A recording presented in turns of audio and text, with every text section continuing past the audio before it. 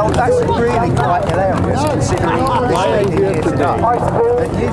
For the first time in a long time, I thought it was really important as a Jew to come out on the streets of London. And I'll tell you why through some anecdotes.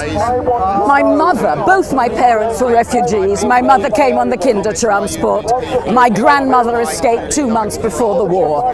All my life I have lived with European anti-Semitism and its effects. My mother slowly always thanked Britain for letting them all in and wanted to pay something back, and became a local political activist in North London, where she worked very closely with Jeremy Corbyn and Diane Abbott.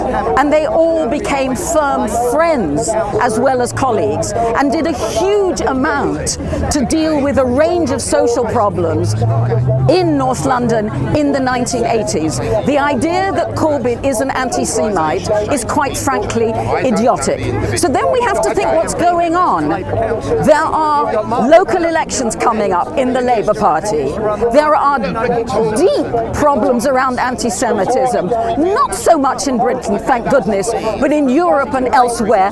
We need to focus on the serious stuff.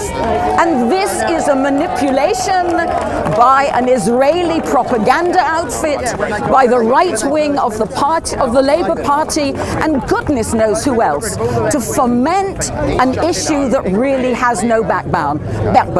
We're members of JVL. We come from constituencies around the country. We have nothing to report in terms of anti-Semitism. We need to think bigger and better. My last point is, if nothing else, if the media coverage of this moment doesn't begin to reflect there are many communities and many voices in London, then we have to blame the media, because there is a public debate happening amongst Jews about these issues. That's important. There isn't one Jewish community, there isn't the Jewish community, there are many, and we all need our voice. Every now virgin.